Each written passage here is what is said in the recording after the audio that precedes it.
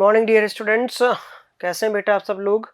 चलिए आइए, नया दिन नई शुरुआत, नया चैप्टर है अपने पास मिनरल न्यूट्रिशन नाम का। समझना है कि क्या है क्या नहीं है। इस चैप्टर के अंदर बहुत सारी बातें होने करने वाली है, बहुत मेजर क्वेश्चंस इसके अंदर बनते हैं नीट के अंदर इस चैप्टर से।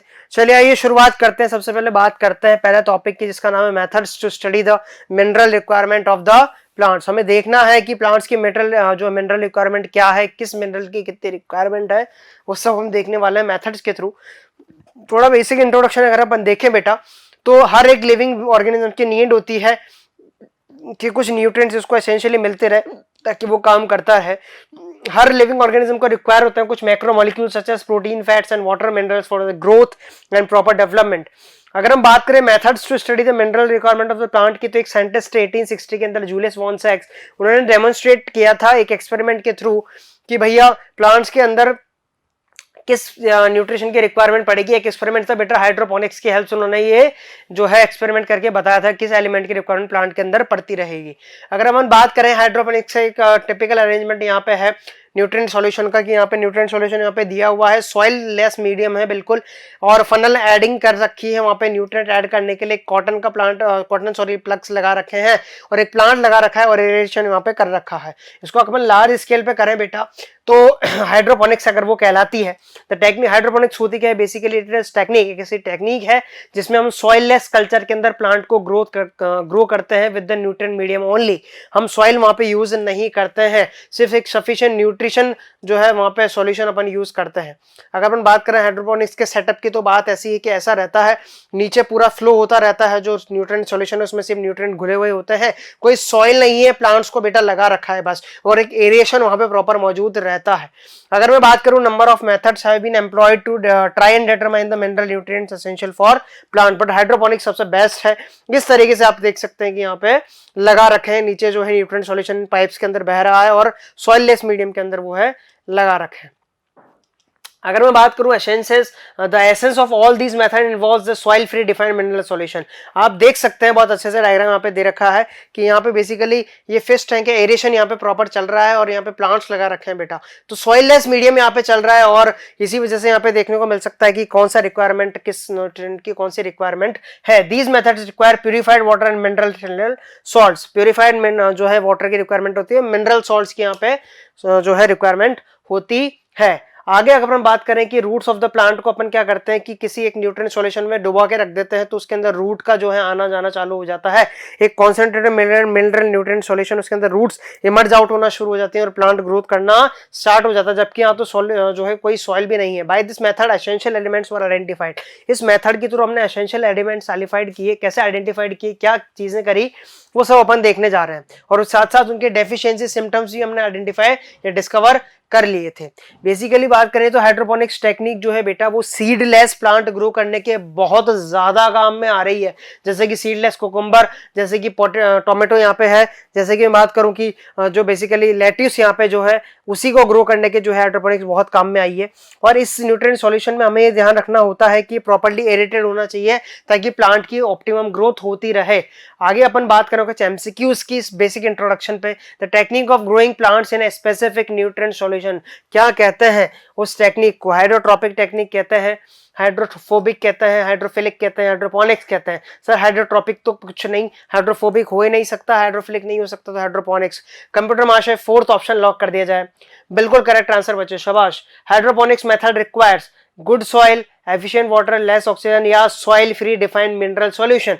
हमें पता है कि सॉइल की रिक्वायरमेंट तो होती ही नहीं हाइड्रोपोनिक्स के अंदर। एफिशिएंट वाटर, वाटर से क्या होता है, वाटर तो मैं कहीं से भी लाके दे दूंगा। लेस ऑक्सीजन, अरे नहीं बिल्कुल नहीं। उसके बाद बात करें soil free defined mineral solution, हाँ बिल्कुल ये आंसर करेक्ट जाना चाहिए, फोर्थ ऑप्शन लॉक कर दिया जाए, बिल्कुल करेक्ट। चलिए नेक्स्ट टॉपिक है एसेंशियल मिनरल एलिमेंट्स। हम देखते हैं कि कौन कौन से मिनरल एलिमेंट एसेंशियल हैं, किस बेसिस पे अपन उनको एसेंशियल कहते हैं। ऐसे मुंह उठा के थोड़ी ना आ गया कोई भी कैल्शियम आ गया अरे भैया मैं एसेंशियल हूँ, उधर से सोडियम आ गया अरे भैया मैं एसेंशियल हूँ, ऐसे थोड़ी है यार।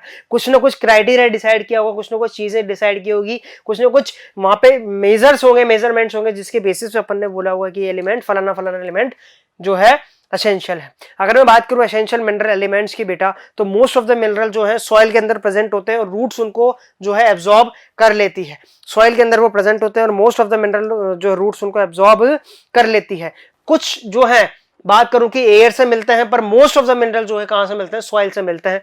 जैसे कि आपको शो कर रखा है कि approximate 60 elements are found in different plants, 60 elements मिलते हैं अलग अलग प्लांट्स।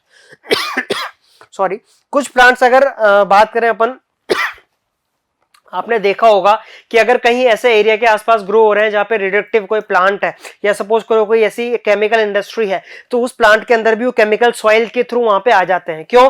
क्योंकि बेसिकली रेडियोएक्टिव प्लांट जो है अपना वेस्टेज, जो अपना सीवेज है, वो सब सॉइल के अंदर डाल रहे हैं बेटा, और सॉइल के अंदर डाल रहे हैं तो सॉइल से निकल के वो प्लांट एब्जॉर्ब कर ही लेती है उसके रूट्स, और वो प्लांट के अंदर भी शो होना शुरू हो जाते हैं। जैसे कि बात करूं सेलेनियम और मर्क्यूरी है, तो ये जो अगर जो है न्यूक्लियर प्लांट के आसपास ग्रो हो रहे हैं तो बेटा वहां पे आपको देखने को मिल सकते हैं प्लांट के अंदर ये एलिमेंट्स भी। सेलेनियम इस तरह का जो है प्लांट्स में देखने को मिल सकता है। अगर मैं बात करूं गोल्ड, तो गोल्ड भी आपको लीव्स के अंदर देखेंगे। अगर कोई ऐसा है जहां पे सॉइल के अंदर गोल्ड की एनरिचमेंट है और सॉइल से जब पानी एब्जॉर्ब होगा तो उसके थ्रू गोल्ड के जो है मिनरल एलिमेंट्स भी आ जाएंगे और वो प्लांट के अंदर शो होना भी शुरू हो जाएंगे। तो जहां ये प्रूव हो गया कि भैया आप जितने भी मिनरल एलिमेंट्स हैं बेसिकली वो सब सॉइल के थ्रू वहां पे आते हैं। तो there are techniques that are able to detect the minerals even at very low concentration. अगर ये मिनरल्स बहुत लो कॉन्सेंट्रेशन के अंदर भी पाए जा रहे हैं ना, तो भी ऐसी टेक्निक्स अपने पास जिसके थ्रू हम पता लगा सकते हैं कि कौन सा एलिमेंट कितने अमाउंट में वहां पे मिल रहा है। अब हम किस एलिमेंट को एसेंशियल क्रिएट करेंगे, किस एलिमेंट्स को एसेंशियल अपन बोलेंगे और किसको नहीं बोलेंगे, कुछ क्राइटेरिया यहाँ पे हैं, और वो क्राइटेरिया फॉर एसेंशियलिटी बहुत इंपॉर्टेंट यहाँ पे है। बेसिकली पहला क्राइटेरिया जो है वो है कि वो एलिमेंट जो कि अपन जिसको एसेंशियल बोल रहे हैं बेटा जी, वो एलिमेंट जो है एब्सोल्युटली नेसेसरी होना चाहिए प्लांट की रिप्रोडक्टिव ग्रोथ के लिए। अगर उसकी एब्सेंस में प्लांट ना तो रिप्रोडक्शन कर पा रहा है और ना ही ग्रोथ कर पा रहा है, तो बेटा वो एसेंशियल एलिमेंट बिल्कुल है। अगर उसकी रिप्रोडक्शन, उसका ग्रोथ उस एलिमेंट के एब्सेंस में रुक जाता है तो बेटा वो पक्का एक एसेंशियल एलिमेंट है। अगर मैं बात करूं दूसरे क्राइटेरिया की, तो वो ये है कि the requirement of the element must be specific and not replaceable by another element. वो एलिमेंट अगर मैं बात करूं तो वो एलिमेंट किसी और के द्वारा रिप्लेस होने वाला नहीं होता। अरे यार, जिसकी कमी होती है वही पूरा करता है ना उसको। तुम्हारी जिंदगी में कोई एक फूल था और वो फूल तुम्हें बहुत पसंद था, वो फूल तुमसे कोई चुरा के ले गया बेटा, तो तुम्हें तो वही फूल चाहिए ना। अब चाहे चंपा आए या चमेली आए, पर गुलाब की कमी तो ये दोनों ही पूरी नहीं कर सकती ना लाला। अरे समझ रहे हो ना तुम? तो बेसिकली बात यह है कि जिसकी एलिमेंट की रिक्वायरमेंट होती है ना, वही एलिमेंट उस कमी को पूरा करे तो वो एसेंशियल एलिमेंट कहलाता है। जिसकी कमी किसी और के द्वारा पूरी नहीं की जा सके वही एसेंशियल एलिमेंट है बेटा। और तीसरा क्राइटेरिया है बेटा यहाँ पे, the elements must be directly involved in the metabolism of the plant. वो डायरेक्टली इन्वॉल्व होना चाहिए मेटाबॉलिज्म इन द प्लांट में। अगर मैं बात करूं कि these elements are further divided into broad categories, दो ब्रॉड कैटेगरी के अंदर अपन ने एलिमेंट को फर्दर डिवाइड किया हुआ है। पहला माइक्रो न्यूट्रिएंट्स और दूसरा है मैक्रो न्यूट्रिएंट्स। अगर मैं बात करूं मैक्रो न्यूट्रिएंट्स की, तो ऐसे न्यूट्रिएंट्स, ये वो न्यूट्रिएंट्स हैं, वो न्यूट्रिएंट एलिमेंट हैं ये जो कि प्लांट को 10 मिलीमोल पर किलोग्राम से ज्यादा की रिक्वायरमेंट होती है।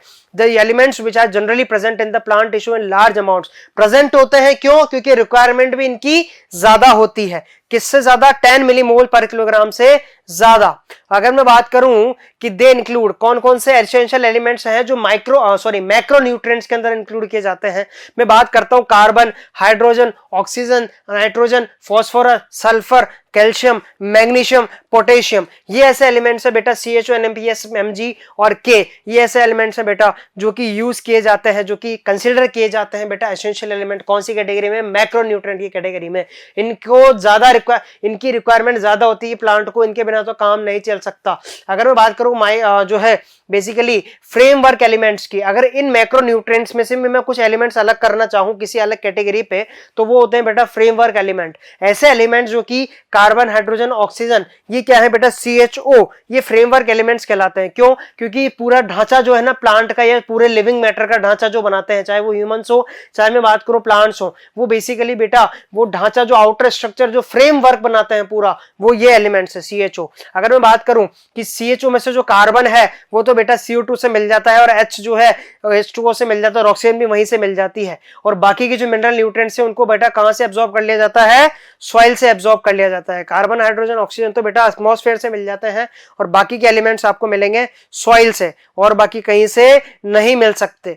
तो बेसिकली मैं बात करूं कि मैक्रो न्यूट्रिएंट में से भी CHO तो कैसा है बेटा, फ्रेमवर्क एलिमेंट से बाहर से भी मिल जाता है। और अगर मैं बात करूं बाकी के एलिमेंट्स की तो बेटा वो बाकी के एलिमेंट्स सॉइल से ही मिलेंगे। अगर मैं बात करूं माइक्रो न्यूट्रिएंट्स की तो माइक्रो न्यूट्रिएंट्स वो न्यूट्रिएंट्स है बेटा जिनकी रिक्वायरमेंट प्लांट को 10 मिलीमोल से भी कम होती है, 10 मिलीमोल पर केजी से भी कम रिक्वायरमेंट होती है। माइक्रो न्यूट्रिएंट्स और trace elements are needed in very small amounts, less than 10 millimole per kilogram. ये माइक्रो न्यूट्रिएंट्स है बेटा iron, manganese, boron, molybdenum, copper, zinc और क्लोरीन, ये वो एलिमेंट्स हैं बेटा जो कि बहुत ही कम रिक्वायरमेंट होती है प्लांट को। अगर मैं थोड़ा सा आगे बढ़ूं और बात करूं कि इसके अंदर कौन कौन से एलिमेंट्स आते हैं, आयरन आता है, मैंगनीज आता है, कोबाल्ट आता है, जिंक आता है, मोलिब्डेनम आता है बेटा, क्लोरीन आता है और बोरोन और निकल भी आते हैं बेटा। इस तरह से आपको सारे एलिमेंट याद हुए। 17 जो एलिमेंट्स हैं यहाँ पे एसेंशियल एलिमेंट, 17 एसेंशियल एलिमेंट्स में से अपन ने बात करी बेटा 9 एलिमेंट्स जो कि कैसे हैं, मैक्रो हैं, और बाकी के 8 एलिमेंट्स हैं बेटा वो कैसे हैं, वो है माइक्रो। अगर अपन बात करेंगे आगे की बात करें तो in addition to 17 essential elements above जो अपन ने अभी तक पढ़े हैं, उसके अलावा भी कुछ एलिमेंट्स हैं जैसे कि सेलेनियम हो गया, जैसे कि कोबाल्ट हो गया, जैसे कि सोडियम हो गया, जैसे कि सिलिकॉन हो गया। ये बेटा ये बेनिफिशियल एलिमेंट्स भी कहलाते हैं क्योंकि कहीं ना कहीं रिक्वायरमेंट तो बहुत कम होती है पर प्लांट को बेनिफिट तो करते ही करते हैं। तो आपके सामने सोडियम है, सिलिकॉन है, कोबाल्ट है और एक और अगर सेलेनियम यहाँ पे लिख दिया जाए तो ये सब बेनिफिशियल एलिमेंट्स हैं 17 एसेंशियल एलिमेंट्स के अलावा है बेटा ये। तो अगर मैं बात करूं एसेंशियल एलिमेंट्स की तो उनको अपन दो और कैटेगरीज में डाल सकते हैं, basis of their diverse functions, उनके फंक्शन के बेसिस पे अपन उनको दो कैटेगरी में या बहुत सारी कैटेगरीज में अपन उनको डाल सकते हैं। पहली कैटेगरी एसेंशियल एलिमेंट्स की, essential elements that are biomolecules hence are structural elements of the cells. अगर मैं पहली कैटेगरी की बात करूं जिनको स्ट्रक्चरल एलिमेंट्स कहा गया है, ये वो एसेंशियल एलिमेंट्स है जो कि बायोमोलिक्यूल्स हैं बेटा असल में और पूरा स्ट्रक्चर बनाते हैं। जैसे कि मैंने बोला था framework element, carbon hydrogen oxygen and nitrogen, carbon hydrogen oxygen nitrogen आपको देखने को मिल सकते हैं बेटा। एसेंशियल एलिमेंट्स जो कि कंपोनेंट होते हैं किसी एनर्जी रिलेटेड केमिकल कंपाउंड्स का, जैसे कि मैग्नीशियम क्लोरोफिल में है, फास्फोरस किसके अंदर है, एटीपी के अंदर। तो अगर एटीपी जो है एनर्जी गिविंग कंपाउंड है और उसके अंदर फास्फोरस एक मिनरल न्यूट्रिएंट है जो कि उसका कंपोनेंट है, तो बेटा वो क्या है, एक तरह से energy giving compound, energy giving essential nutrient है। आप समझ सकते हैं यहाँ पे मैग्नीशियम, यहाँ पे क्लोरोफिल का स्ट्रक्चर दिया हुआ है आपको और एटीपी का स्ट्रक्चर दिया हुआ है एडिनोसिन ट्राइफॉस्फेट, उसके अंदर आपको ट्राइफॉस्फेट बॉन्ड्स दिख रहे हैं बेटा, 3 फॉस्फेट आपको दिखाई दे रहे हैं वहां पे। अगर मैं बात करूं कि ऐसे एसेंशियल एलिमेंट जो कि इनहिबिट या एक्टिवेट करते हैं किसी एंजाइम को, जैसे कि आप देख सकते हैं मैग्नीशियम +2, ये एक एक्टिवेटर है बेटा। मैग्नीशियम +2 क्या है, एक एक्टिवेटर है for both ribulose bisphosphate and oxygenase and phosphoenol pyruvate carboxylase. ये दो एंजाइम है बेटा, राइबोलोज बिसफॉस्फेट कार्बोलेक्स ऑक्सीजनेज, मतलब रुबिस्को फोटोसिंथेसिस के अंदर पढ़ने वाले हैं बेटा अपन इसको। और फॉस्फोएनोल पाइप जो पेप की बात करते हैं, पेप कार्बोक्सिलेज जो है यहाँ पे, ये दोनों एंजाइम जो है इनका जो एक्टिवेटर है वो क्या है, Mg+2। तो एसेंशियल एलिमेंट तो है ही सही पर इसका फंक्शन एक वो है कि एक्टिवेशन का भी काम करता है बेटा। ये रुबिस्को एंजाइम में आपको दिख रहा है यहाँ पे Mg+। अगर मैं बात करूं Zn+ की तो वो भी एक एक्टिवेटर बेटा अल्कोहल डिहाइड्रोजनेज एंजाइम का। मॉलिब्डेनम की बात करूं तो वो नाइट्रोजनेज एंजाइम का क्या है बेटा, नाइट्रोजन जो है मेटाबॉलिज्म का एक्टिवेटर है। आप देख सकते हैं कि बेसिकली सम एसेंशियल एलिमेंट जो है वो ऑस्मोटिक प्रेशर को भी, ऑस्मोटिक पोटेंशियल को या ऑस्मोटिक प्रेशर को जो है बेसिकली चेंज करते हैं सेल के। जैसे कि पोटेशियम ओपनिंग एंड क्लोजिंग करता है। ट्रांसपोर्टेशन इन प्लांट्स के अंदर अपन ने पढ़ा है ओपनिंग एंड क्लोजिंग में, मंच थ्योरी पढ़ी थी बेटा यार, अरे यार ना यार, वो मंच थ्योरी के अंदर क्या था basically K+H+ potassium pump theory थी ना यार वो, अरे याद है कि नहीं है, बिल्कुल सर याद है हमें। तो opening and closing of stomata वहां पे कौन कर रहा था, H+ कर रहा था। तो आप देख सकते हैं कि यहाँ पे K+ निकलता था तो वहां पे क्या होता था, स्टोमेटा ओपन, और K+ अंदर तो सॉरी K+ अंदर तो स्टोमेटा टर्जिड तो ओपन, अगर K+ बाहर तो टर्जिडिटी लॉस और उसके बाद स्टोमेटा क्लोज। इसके बेस पे कुछ एमसीक्यूज अपन देखें बेटा, तो एमसीक्यूज यहाँ पे पहला एमसीक्यू है the mineral present in soil can enter plants through. जो मिनरल है वो सॉइल के अंदर जो प्रेजेंट है वो प्लांट के अंदर कैसे जाएगा, ऑब्वियस ही बात है बच्चे को पता है रूट्स से जाएगा सर, क्या बात है, करेक्ट आंसर। चलिए second, some techniques are able to detect mineral even at, कुछ टेक्निक्स जो कि मिनरल को लो कॉन्सेंट्रेशन भी पहचान लेती है। कौन सी, कितनी लो कॉन्सेंट्रेशन, ठीक है। अब लो कॉन्सेंट्रेशन हो गया तो पक्का हो गया, हाई पे तो पहचान नहीं सकती, वेरी हाई पे पहचान नहीं सकती, सबसे लो कॉन्सेंट्रेशन में जो पहचान ले वो कितनी, 10⁻⁸ ग्राम पर मिलीलीटर, बिल्कुल correct answer. Which elements play an important role in opening and closing of stomata, अरे सर ये तो बिल्कुल याद है, पोटेशियम इसका आंसर चला जाएगा सर।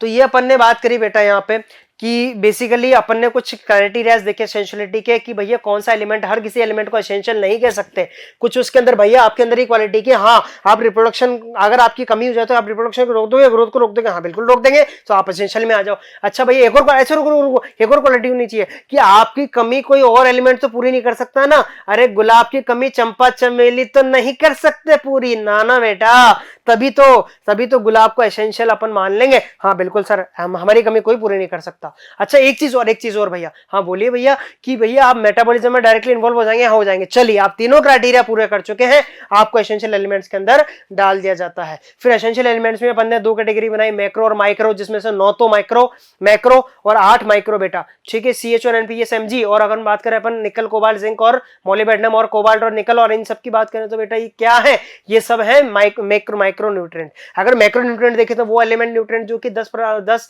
मिलीमोल पर ज्यादा से किलोग्राम से ज्यादा की रिक्वायरमेंट होती है, और इनकी 10 मिलीमोल पर किलोग्राम से कम की रिक्वायरमेंट होती है। फिर अपन ने देखा कि यार बेसिकली क्या क्या चीजें हो सकती है आगे, कुछ फ्रेमवर्क एलिमेंट देखे, कुछ बेनिफिशियल एलिमेंट देखे, कुछ अपन ने एनर्जी गिविंग कंपाउंड्स को देखे, कुछ जो एंजाइम एक्टिवेटर्स इनहिबिटर्स है वो देखे। तो ये एक तरह से अपन ने चीजें कंप्लीट कर ली है। अब हम अगले लेक्चर में बात करेंगे हर एक एलिमेंट की, उसके फंक्शन की, उसकी जो प्लांट में क्रूशियल ग्रोथ वो करवाता है उसकी बात करेंगे, और फिर उनके डेफिशिएंसी सिम्टम्स की भी डिटेल अपन देखेंगे। ये सब बातें करेंगे अपन अगले लेक्चर में। तब तक के लिए थैंक यू।